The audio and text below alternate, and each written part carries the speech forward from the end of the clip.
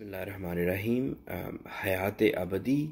یہ ایک قطع ہے علامہ اقبال رحمۃ اللہ علیہ کا، اور یہ ہے ضرب کلیم سے نمبر 25۔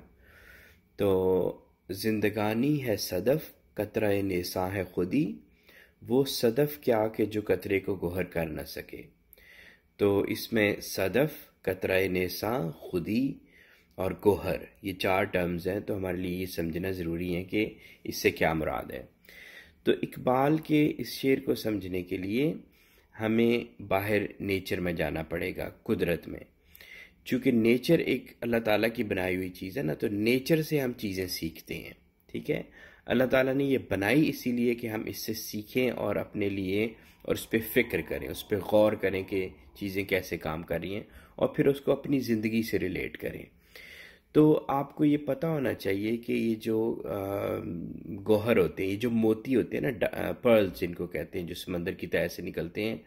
تو آپ کو یہ پتہ ہونا چاہیے یہ کیسے بنتے ہیں۔ میں آپ کے ساتھ ایک ویڈیو شیئر کروں گا، آپ کو وہ پوری دیکھنی چاہیے، چھوٹی سی ویڈیو 3-4 منٹ کی،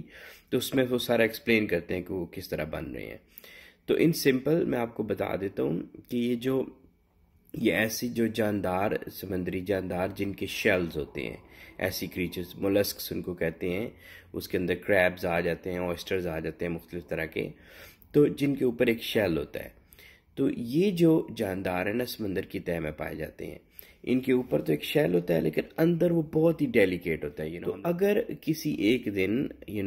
اگر کوئی ایک فارن آبجیکٹ سے مراد یہ کہ جب ہم بیمار ہوتے ہیں نا، تو ہمارے اندر بھی فارن چیزیں چلی جاتی ہیں، کوئی بیکٹیریا، کوئی وائرس، کوئی پیراسائٹ پیٹ پہ چلا گیا تو ہمیں درد ہو گیا،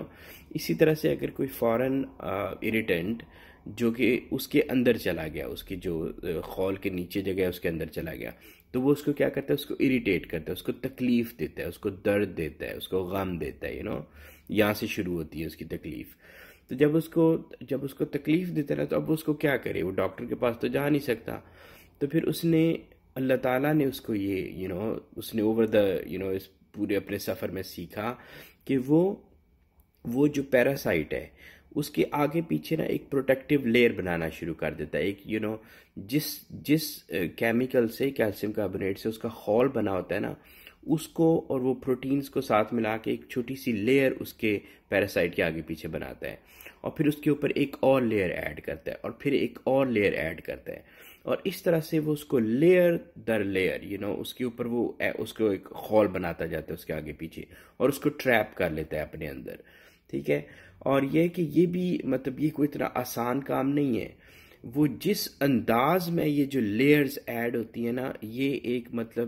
اٹ سیلف ایک میریکل ہے۔ آپ اس کو اگر ہم سمجھ سکیں، اگر ہم اس میں زوم ان کر کے اس کی کرسٹل سٹرکچر کو دیکھ سکیں کہ وہ کس طرح سے لیئرز بن رہی ہیں، تو یہ ان اٹ سیلف ایک میریکل ہے، ایک اللہ تعالیٰ کا معجزہ ہے یہ۔ تو وہ بناتا جاتا ہے انٹل کہ وہ ایک گوہر بن جاتا ہے، ایک موتی بن جاتا ہے، اور پھر یہ کہ ہم وہ کبھی ہزاروں میں سے ایک کے اندر یہ موتی بنا ہوا ہوتا ہے، سارے نہیں بنا پاتے، تو پھر وہ اس میں سے کسی دن ہم لوگ اس کو نکال لیتے ہیں، تو یوں جو ہے وہ پرلز بنتے ہیں۔ تو بالکل ایسے ہی یہ جو ہماری زندگی ہے نا، یہ اس کو کہیں کہ یہ صدف ہے، یہ وہ شیل سٹرکچر ہے، جو شیل والی مخلوق ہوتی ہے نا، ہماری زندگی بھی وہی ایک چیز ہے، اور ہمارے اندر بھی یہ پوٹینشیل موجود ہے، کہ اگر ہمارے اندر کوئی ایک کسی چیز نے ہمیں دکھ دے دیے، کسی چیز نے ہمیں غم دے دیے، اس کو ہم اپنے اندر بجائے اس کے کہ ہم اس کا شور کرنا شروع کر دیں، اظہار کرنا شروع کر دیں،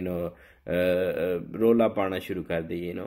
تو ادر دین دیٹ، اگر ہم لوگ اس کو اپنے اندر ہولڈ کر لیں، اس کو ہولڈ کریں، اور پھر خود ہی وہ ٹول ہے، خود ہی وہ ہماری ول ہے، خود ہی وہ ہمارا پوٹینشیل ہے، خود ہی وہ ہماری مہارت ہے،